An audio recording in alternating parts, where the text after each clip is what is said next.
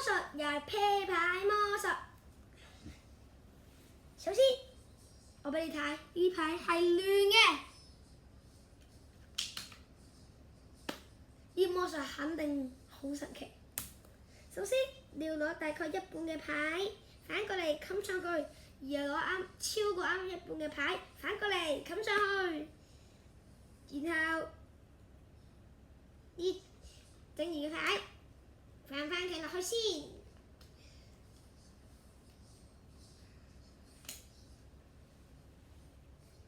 跟落呢，我就買咗一隻地氈嘅。呢個地氈好神奇，點神奇法呢？應該就會知。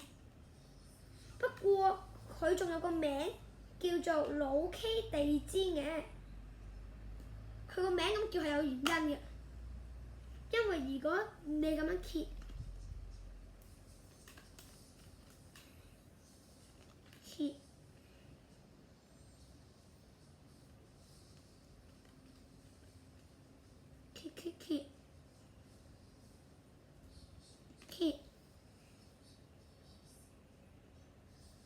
咁佢就形成咗一個 K 字啊，係咪好神奇咧？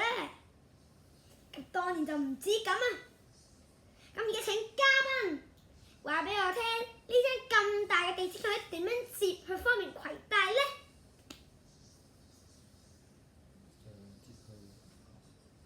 嘉賓講由上摺去下。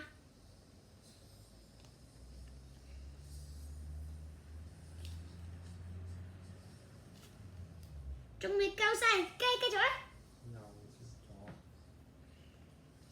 嘉賓講由右摺去左，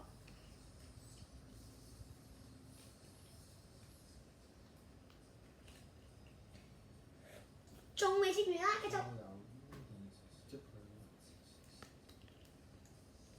嘉賓講由右邊摺到左邊，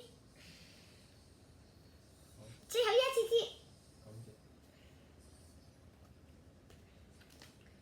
摺完之後，呢位神唔神奇？我變俾你睇一樣嘢。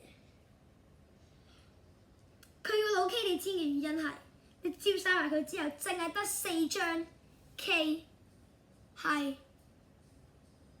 正面嘅啫，企喺反面。